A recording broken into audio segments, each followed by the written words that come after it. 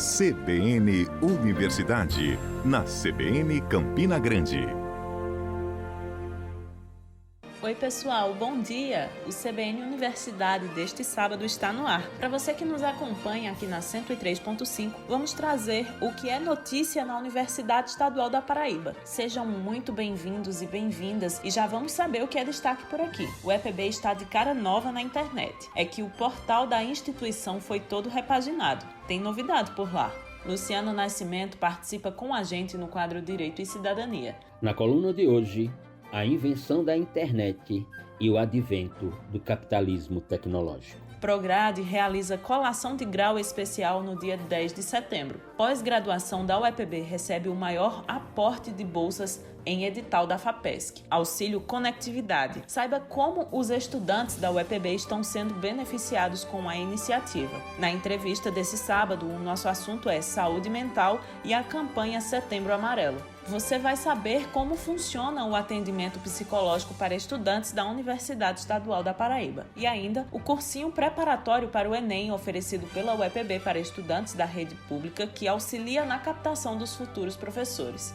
Fica com a gente que o CBN Universidade está apenas começando. Apresentação: Natasha Leone. E já iniciamos com notícia muito boa agora. A Universidade Estadual da Paraíba foi contemplada com o edital 07/2021 de concessão de cotas de bolsas de mestrado, doutorado e pós-doutorado acadêmicos da Fundação de Apoio à Pesquisa do Estado da Paraíba, a FAPESC, financiado pela Secretaria de Estado da Educação e da Ciência e Tecnologia. A iniciativa beneficia os 14 programas de pós-graduação da instituição, que devem receber no total 52 bolsas, sendo 28 para alunos de mestrado, 18 para alunos de doutorado e 6 para pós-doutorados. É o maior aporte de cotas de bolsas de pós que a UEPB já recebeu. Com essa aprovação, o número de bolsas dobra de quantidade na instituição, somando esse quantitativo com as cotas de bolsas de projetos aprovados em outros editais este ano. A UEPB chega a 83 cotas em 2021. Programas como os de desenvolvimento regional e saúde pública, que estavam sem cotas de bolsas da CAPES, foram contemplados com bolsas de mestrado. O mestrado de Química quadruplicou seu quantitativo de bolsas. Os programas em ciências farmacêuticas, psicologia em saúde e o ensino de ciências e educação matemática praticamente dobraram suas cotas. Além disso, a UEPB receberá 6 cotas de bolsas de pós-doutorado, modalidade essa que foi extinta pela CAPES. Os programas devem organizar os critérios para a destinação das bolsas para os pesquisadores. Que notícia boa, não é mesmo? É hora do quadro Direito e Cidadania deste sábado, que segue com a série de comentários sobre tecnologias da informação, sociedade e direito. Vamos ouvir. Direito e Cidadania, com Luciano Nascimento. Bem, ouvintes, nesse 6º episódio da série Tecnologias da Informação, Sociedade e Direito, chegamos ao tema denominado de a invenção da internet e o advento do capitalismo tecnológico. Sem a internet não seria possível esse mundo digital, esse mundo imaterial, esse mundo virtual no qual fomos inseridos, no qual fomos jogados.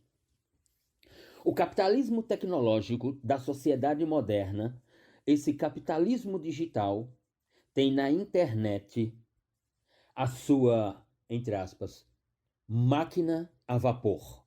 E olhe que ela é de uma capacidade extraordinária. Mas sempre pergunta-se, quem inventou a internet? Porque quando observamos a internet e imaginamos o sistema capitalista da economia ocidental, observamos pela ideia de um acoplamento, né? Porque nós temos um modelo de economia de um lado, a imaginação do homem do outro, e nasce o produto denominado de capitalismo tecnológico, ou de economia digital, ou de economia das plataformas digitais. E esse acoplamento pode ser nominado de rede mundial de computadores. Frase essa traduzida pela palavra internet. Afinal de contas, a internet, ela foi lançada e faz parte da vida de todos nós. Seja para fazer uma pesquisa em qualquer portal de buscas, como Google e tantos outros, seja para assistir um vídeo, seja para escutar uma música, seja inclusive para assistir canais de TV. Ou seja, quando falamos de internet, estamos nos referindo inequivocamente a celulares, smartphones, computadores, televisores, até eletrodomésticos, sistemas de funcionalidade residencial, como acender luzes da casa sem se movimentar, sem sair do sofá, dar comando de voz a um equipamento tecnológico que irá lhe fornecer uma informação ou realizar uma função, etc. A internet é a tradução, é o resultado do trabalho de muitos pesquisadores. A internet é a tradução do desenvolvimento da ciência. Falar isso num país como o Brasil, que parece fechar os olhos para a ciência, que parece ignorar a ciência, que parece tratar a ciência como algo de só menos importância. Quando imaginamos a internet, podemos sentir, observar e imaginar o quanto um pensamento que nega a ciência é atrasado, sem dúvida alguma. Mas isso que hoje é conhecido como internet nasceu como uma expressão chamada ARPANET, Advanced Research Project Agência. Rede de agência de projetos e pesquisas avançadas. Ah, é, Luciano? E essa rede denominada de Rede de Agência de Projetos e Pesquisas Avançadas é um órgão? É, exatamente. Essa rede de agências é um órgão do Departamento de Defesa dos Estados Unidos da América do Norte. A internet não é um produto do mercado. A internet não é o desenvolvimento de ciência por corporações privadas, por universidades privadas, por institutos privados. Não, não, não, não, não, não, não, não. Em 1969, o Departamento de Defesa dos Estados Unidos constrói, portanto, essa rede de agências que envolve pesquisa avançada, unindo universidades americanas, laboratórios do governo americano e órgãos militares das Forças Armadas Americanas. Em 1969, os estudos de universidades americanas, laboratórios públicos e órgãos da Força Militar Americana inventam o denominado ICP/IP. Esses órgãos constroem estratégias através desse código chamado ICP/IP, constroem estratégias para produzir comunicação padronizada. Mais do que isso, eles formulam, eles constroem técnicas de padronização e agrupamento de dados que são informações.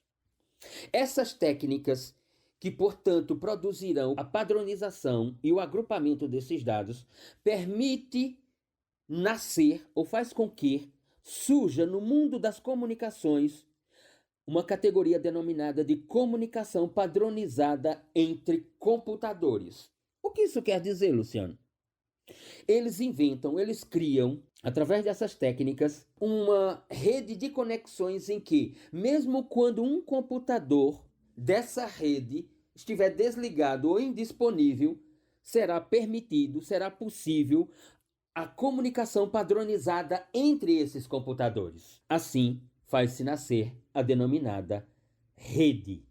E aí surgiu, portanto, a rede mundial de computadores, traduzida pela expressão internet.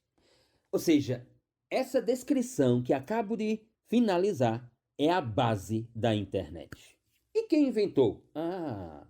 No grupo de pesquisadores, de professores, de cientistas, aparecem dois, um chamado Robert Kahn e o outro chamado Vinton Cerf. Em 1970, Kahn e Cerf fazem nascer a internet. Eles são considerados os pais da internet. Isso em 1970. Em 1987, o governo americano permite o uso comercial e, portanto, aquela rede de computadores passa a se chamar definitivamente Internet. Só após o Estado americano, o governo americano, autorizar outras finalidades para aquela rede de computadores. Uma rede de computadores que se transforma na rede mundial de computadores, denominada de Internet. Em 1982, na Europa, aparece uma criação nominada de World Wide Web. É isso que os ouvintes da CBN estão imaginando. O tal do www.http e aí se vai. Ou seja, o World Wide Web, em 1982, é inventado na Europa como uma rede dentro da internet, pelo pesquisador e cientista Tim Berners-Lee. E aí, com essa criação de Lee, nós temos, portanto, os sites e serviços jogados dentro da internet definitivamente. A partir de 82, então, inequivocamente, nós temos o nascimento de um novo mundo dos negócios, da economia capitalista, da ideia de vendas, do mundo da produção de riqueza pelo capitalismo tecnológico da sociedade moderna. E na década de 80 aparece essa nova forma de relações comerciais denominada de e-commerce, um domínio de e-commerce. E que hoje os e-commerce simplesmente são uma ferramenta hoje insubstituíveis para o consumidor interessado em compras de produtos os mais diversos. E as pesquisas informam que os internautas que compram pela internet representam 85% de todos os internautas da rede mundial de computadores. 50% dos usuários da rede mundial de computadores compram pela internet. 73% preferem comprar pela internet. As pesquisas informam que as compras pela internet, ou as denominadas compras por e-commerce, desde a segunda metade dos anos 80 a hoje, tem um crescimento anual da ordem de 19%. Nenhuma economia de nenhum estado, de nenhum país no mundo cresce a 19% ao ano. A expectativa para o montante de compras pelo e-commerce mundial para o ano de 2021 é da ordem de 2,7 trilhões de dólares. E para 2025 até 2025, atingir o montante de 3,4 trilhões de dólares. Poucos países no mundo têm um PIB como esse. E o e-commerce no Brasil, Luciano? No Brasil, no ano de 2020, as compras pela internet movimentaram 33,3 bilhões de reais, com um crescimento no ano de 2020 em relação a 2019 da ordem de 104%. Olhe, o Brasil é o quarto país no mundo em usuários na internet. A cada ano que se passa, a vida das compras, ou o que os especialistas chamam de os shoppings digitais, eles só crescem. Estão naquilo que nós podemos chamar de uma expansão econômica desenfreada. Obrigada, professor Luciano, e até a próxima semana. E vamos de intervalo. Na volta, a gente fala sobre colação de grau especial. Tem os detalhes sobre o novo site da UEPB e ainda uma reportagem que mostra como o auxílio conectividade tem contribuído com os estudantes durante as aulas remotas. A gente volta já. CBN Universidade, na CBN Campina Grande.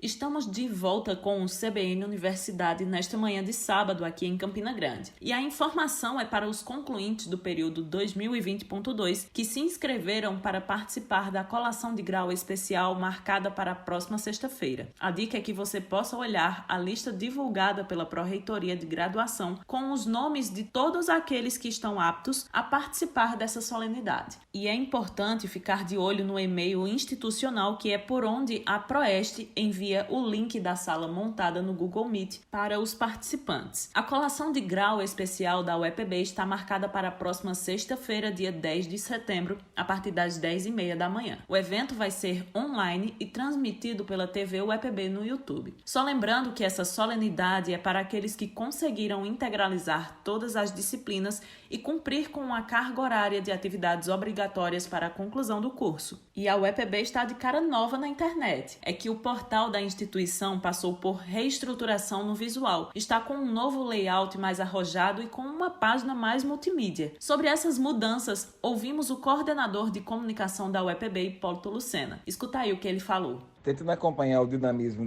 dos processos da comunicação, e nesse momento agora que mais agudadamente estamos no processo do digital, né, da fase digital, então a gente sempre tentando alimentar e se alinhar com uma comunicação mais imediata, mais direta e objetiva. A gente está estreando, né, reformulando, na verdade, o nosso portal de notícias da UEPB, que hoje já consolidadamente um dos mais importantes do Brasil, em termos de número de acessos e qualificação também por esses acessos.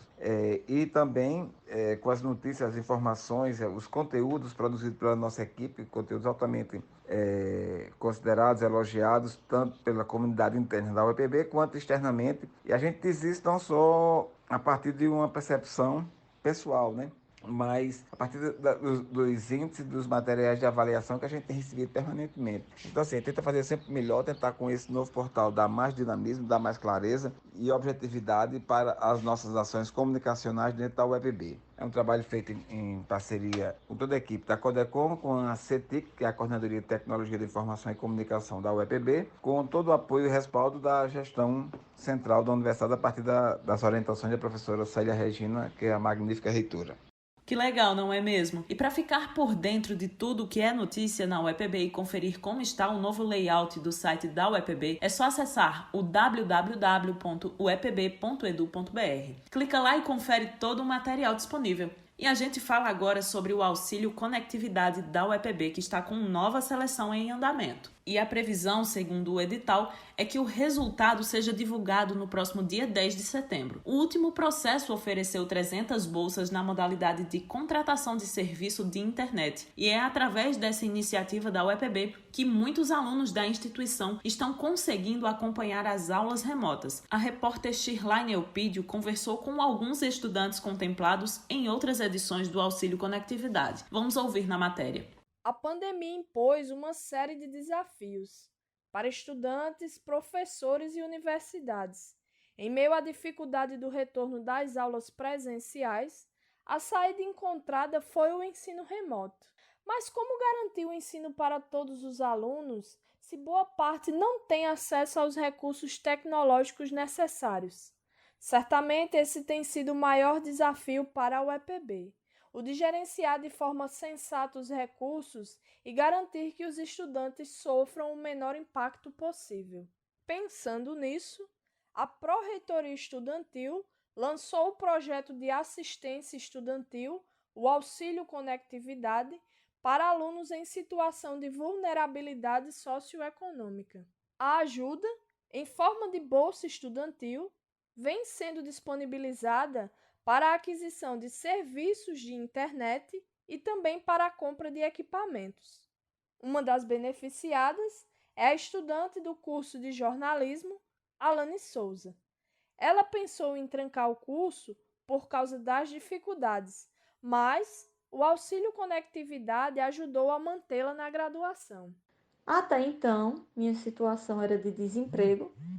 Tanto eu como minha mãe estávamos desempregados naquele momento. Pensei sim em trancar o curso, com receio de não atender a demanda, tanto de aulas do curso, no meu caso como estudante, porque a internet poderia cair, o áudio poderia cortar, a imagem poderia cortar, eu fiquei com medo de não conseguir atender a demanda.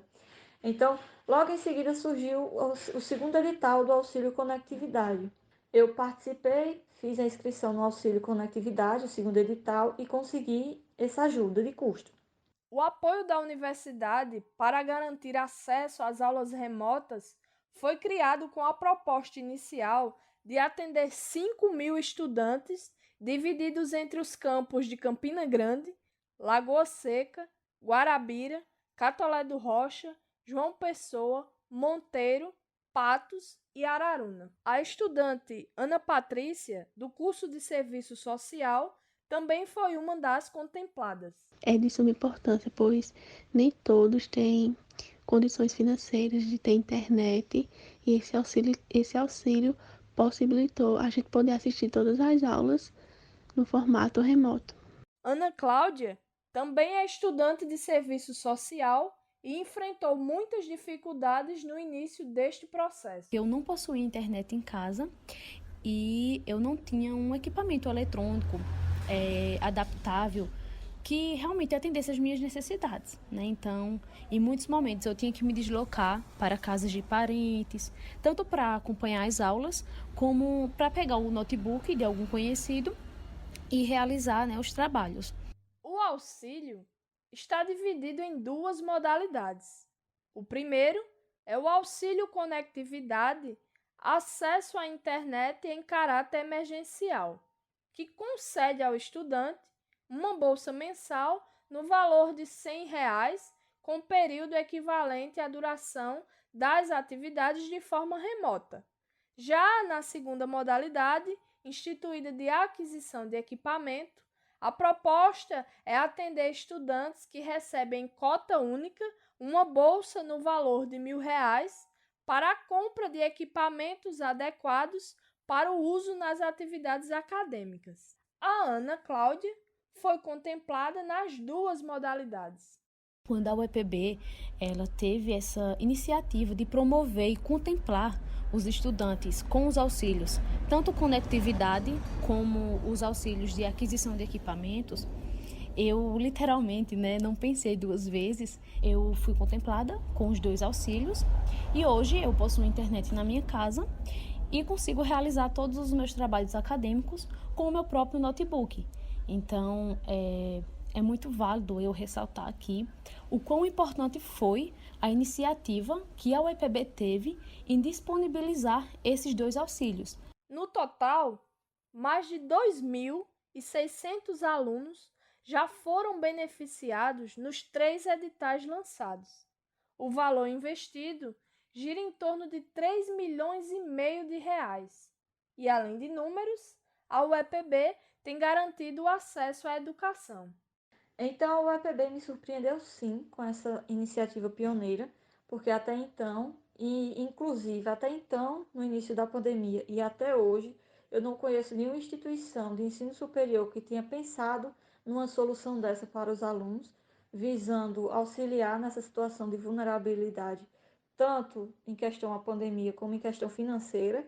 A UEPB saiu pioneira nessa questão e, com certeza, isso foi uma atitude assim prepulsora para ajudar os alunos, que não me ajudou tão somente, claro, como também em todos esses alunos que esses editais subsequentes do primeiro edital está ajudando, auxiliando.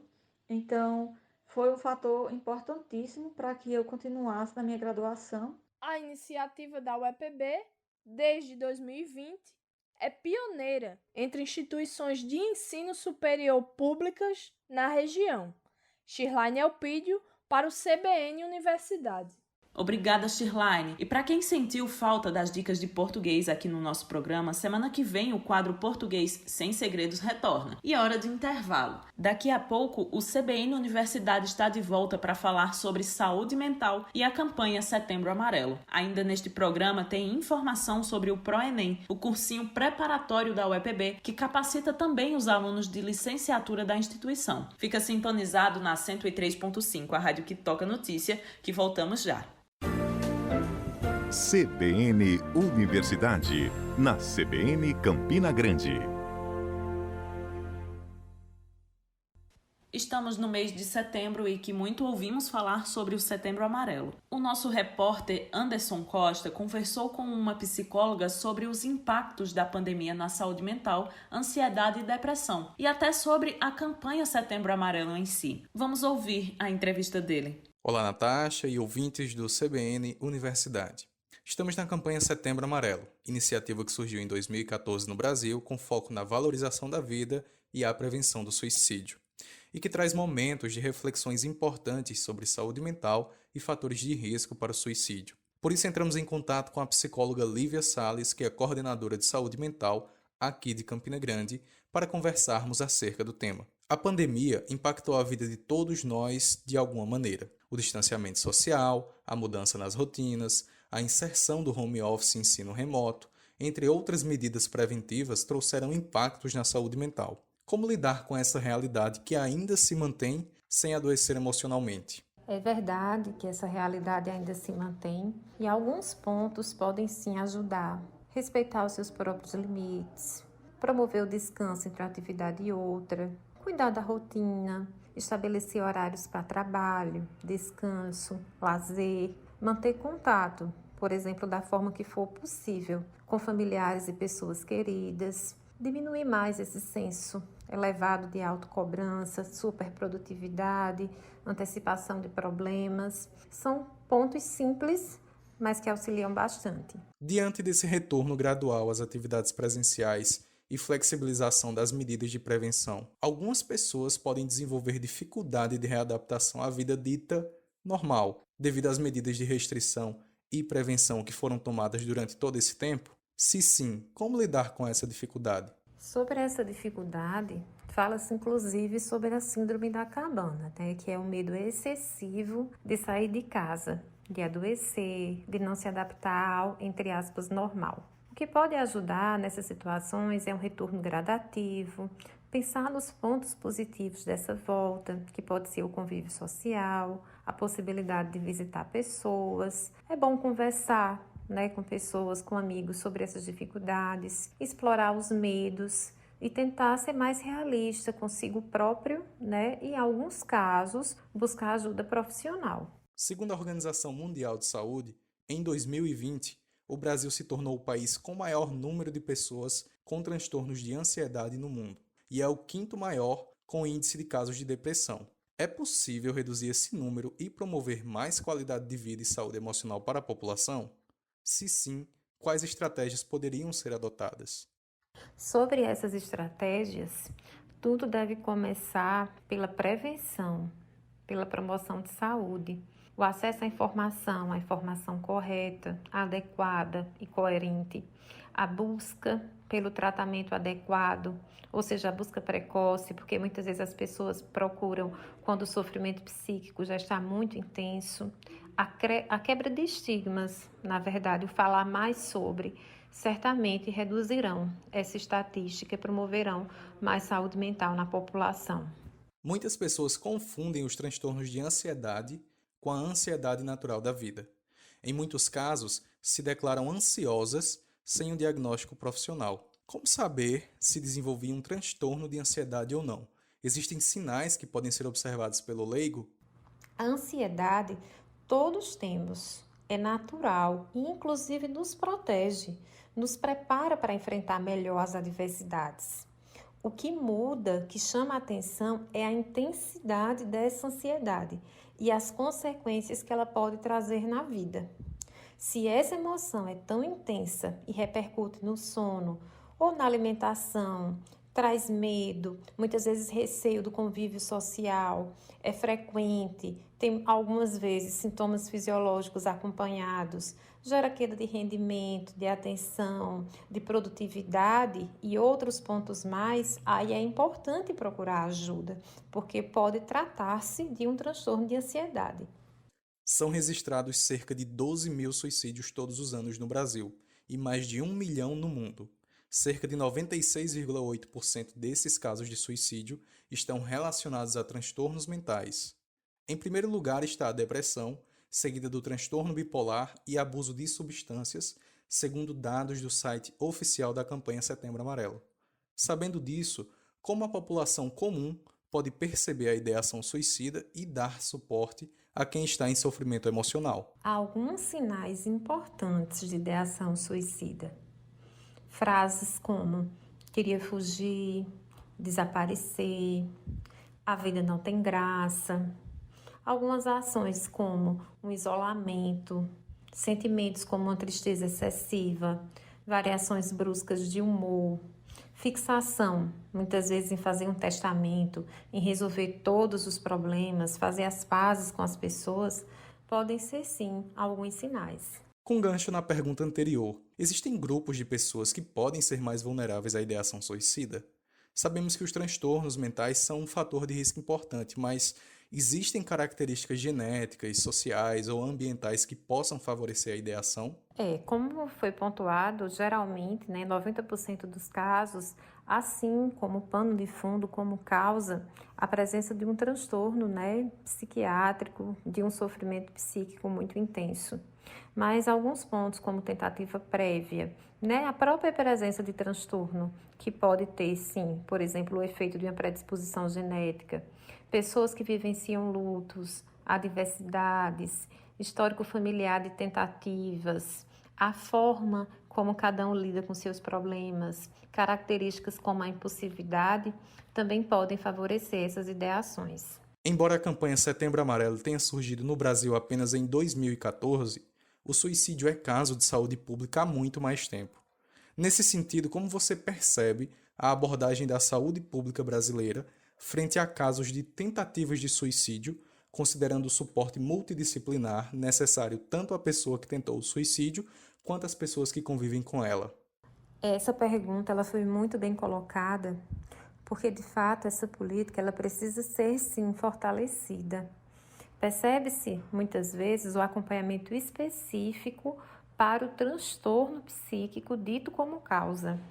Mas a família também precisa ser acompanhada, porque ela apresenta também um sofrimento diante dessa situação, para saber como lidar e como ajudar. Porque muitas vezes, na tentativa de ajudar, algumas ações, algumas frases que são ditas, elas acabam prejudicando o tratamento, enfim, não provocando melhorias na qualidade de vida e na saúde mental dessa pessoa. Então, é importante que a família também seja, sim, acolhida e cuidada. Ultimamente, alguns casos de suicídio tomaram proporções midiáticas e colocaram o tema em evidência no debate público, nas redes sociais principalmente. Mas se percebe que ainda existem muitos tabus e preconceitos acerca do suicídio. Como esse tema pode ser abordado de forma segura nas redes e na vida real, sem minorizar o assunto? Por um tempo foi indicado que esse assunto não fosse abordado nem pela mídia, nem pelas pessoas, para evitar que outras pessoas cometessem ou tentassem imitar esse ato. Só que hoje nós sabemos o quanto há uma diferença na informação quando produzida de forma coerente, adequada e responsável.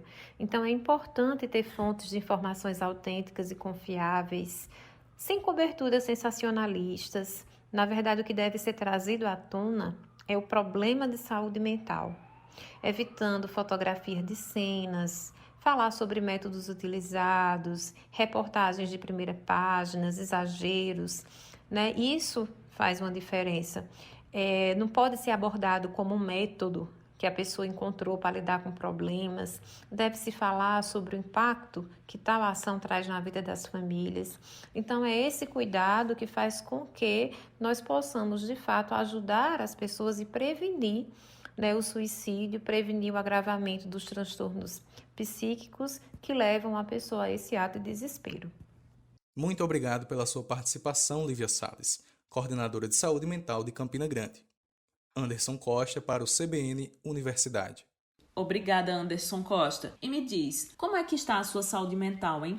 Os tempos são difíceis, mas precisamos olhar mais para esse ponto, viu? E não só no mês de setembro, não. E vamos de intervalo. No próximo bloco, a gente segue falando sobre saúde mental aqui no CBN Universidade. Fica sintonizado que o nosso programa volta já.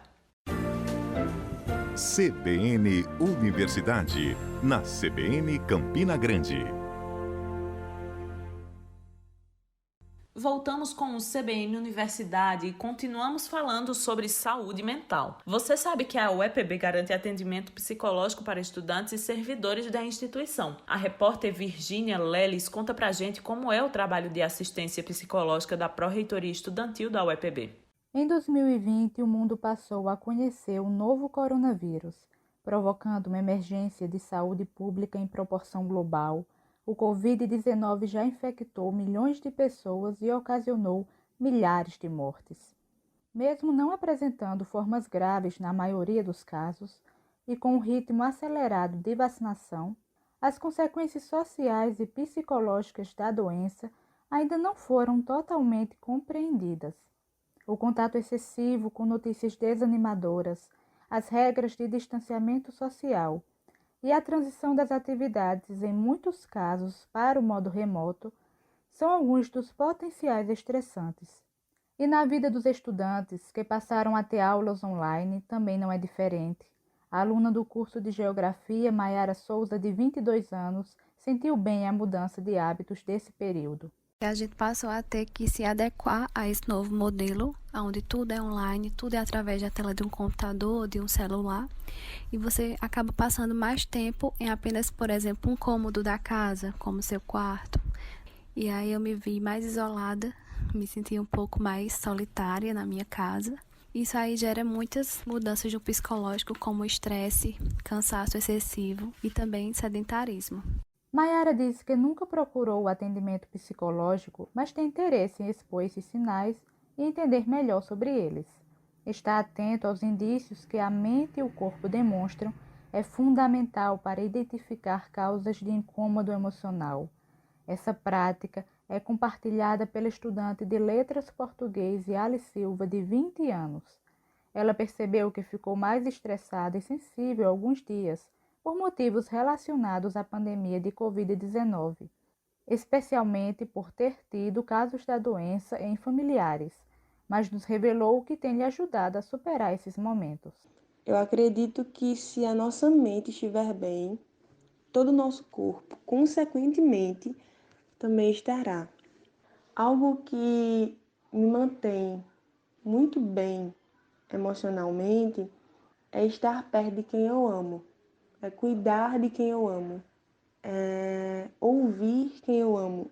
O aluno Felipe Martiniano, de 25 anos, estudante do 9º período do curso de Letras Inglês, disse que não sentiu nenhum prejuízo aos estudos por causa da mudança para o ensino remoto.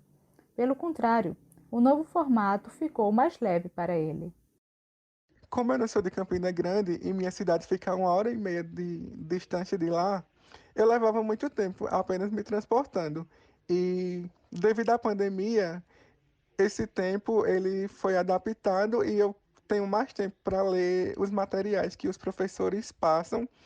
Como minha cidade também só oferta ônibus noturno, eu não tinha como participar de eventos ou cursar disciplinas em outros turnos. E isso a pandemia me proporcionou. E, inclusive, as horas extras, eu posso participar de eventos para que cumpram essas horas extras também. Mesmo as demandas da vida acadêmica, sem um ambiente emocional saudável, podem ser um problema no desenvolvimento desse futuro profissional. Para tratar e evitar os chamados transtornos mentais, como distúrbios de ansiedade ou depressão, por exemplo, é que a Universidade Estadual da Paraíba mantém um serviço de atendimento psicológico gratuito para seus alunos e também para o público em geral. Mesmo com a pandemia, as consultas continuam, só que de forma remota. Quem nos apresenta melhor esse recurso é a psicóloga da Pró-Reitoria Estudantil, Kiara Dias. Antes da pandemia, os atendimentos oferecidos pela Proeste eram atendimentos psicossociais. Então, normalmente, uma psicóloga e um assistente social atendiam o aluno. Em caráter de urgência, junto com a pandemia, nós precisamos reorganizar, reformular o nosso atendimento e surgiu a oportunidade, a ideia desse atendimento psicológico no formato online. Então, essa foi a forma que encontramos de dar assistência ao público estudantil nesse momento tão delicado de pandemia. O serviço de atendimento psicológico oferecido pela Proeste aos estudantes funciona de acordo com a demanda do estudante. Então, vamos lá, o aluno está entendendo, está sentindo que está tendo alguma dificuldade relacionada a alguma questão da vida naquele momento, que esteja atrapalhando o desempenho acadêmico de alguma forma, ele vai identificar essa necessidade, manda um e-mail para a Proeste e é agendado e ele recebe o atendimento. É importante lembrar que o acesso às consultas é amplo e está em crescimento. Atualmente são realizados cerca de 40 a 50 atendimentos semanais. Por isso, não deixe de procurar ajuda quando precisar e encoraje aquele colega que aparenta necessitar de um auxílio psicológico. O aluno que identificar a necessidade do auxílio psicológico deve mandar um e-mail para a Proeste solicitando atendimento. O endereço é setorpsicossocialupb@gmail.com. Assim que for visualizado, a Proeste deve pedir a confirmação de alguns dados em até 24 horas.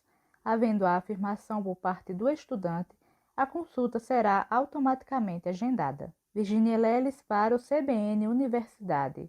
Obrigada, Virgínia. E o nosso assunto agora é cursinho preparatório para o Enem, oferecido pela UEPB para estudantes da rede pública de ensino, que além de ensinar os futuros universitários, ainda capacita os professores em formação. A reportagem é da Fernanda Ribeiro.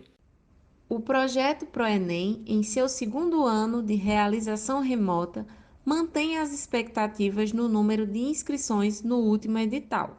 Cerca de 300 vagas foram ofertadas nos editais publicados em abril e julho deste ano, tendo sido todas preenchidas.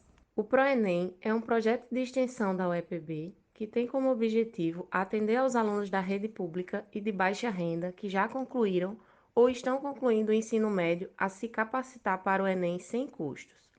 Um dado muito importante sobre a iniciativa é que alguns dos professores que hoje ensinam no ProEnem já foram alunos do mesmo projeto, como explica o coordenador do cursinho da UEPB, Faustino Neto.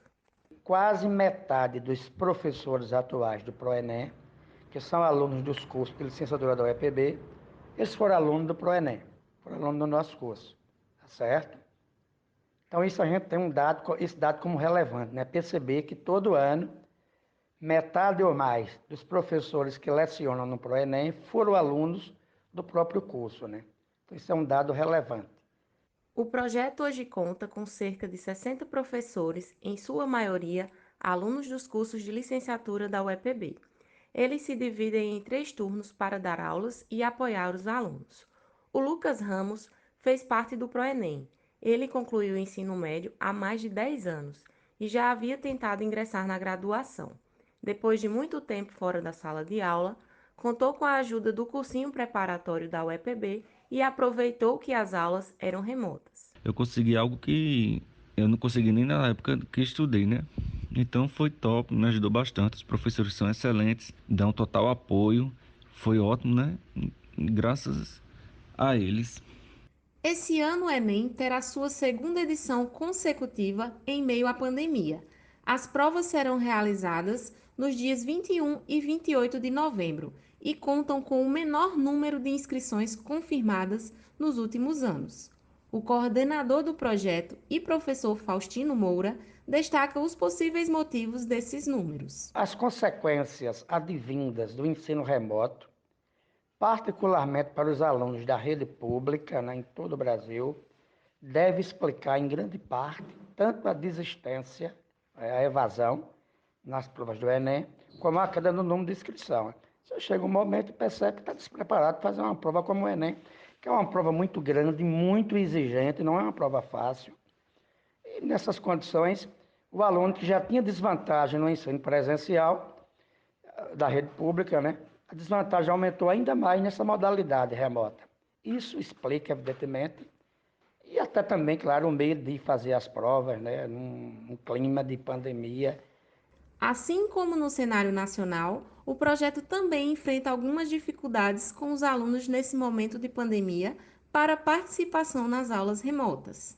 A gente percebe que mesmo nos locais mais remotos aqui na Paraíba, mesmo na zona rural, os alunos às vezes têm acesso à internet. Mas muitas vezes a dificuldade é por conta do equipamento e da própria estrutura do lar, de sua casa, para receber adequadamente uma aula que lhe permita um entendimento, uma compreensão do que está sendo transmitido para eles. Mesmo em meio às dificuldades, o projeto segue firme o propósito de apoiar quem deseja alcançar a tão sonhada vaga na universidade. E o ex-aluno do ProEnem, Lucas Ramos, que falou no início, conseguiu aprovação para o curso de Engenharia de Materiais pela Universidade Federal de Campina Grande. Assim como no ProEnem, ele segue com aulas remotas também na graduação. E você, se ainda não conhece o ProEnem e deseja participar do projeto e alcançar a sua vaga na universidade, assim como o Lucas, acompanhe a página oficial @ProEnemUEPB e fique atento às próximas seleções. Fernanda Ribeiro, para CBN Universidade. Obrigada, Fernanda. E a abertura de novas turmas é sempre no início do período letivo da UEPB. O CBN Universidade deste sábado fica por aqui. Muito obrigada pela sua companhia. A gente tem encontro marcado no próximo sábado, a partir das 9 horas da manhã. Até lá! CBN Universidade, na CBN Campina Grande.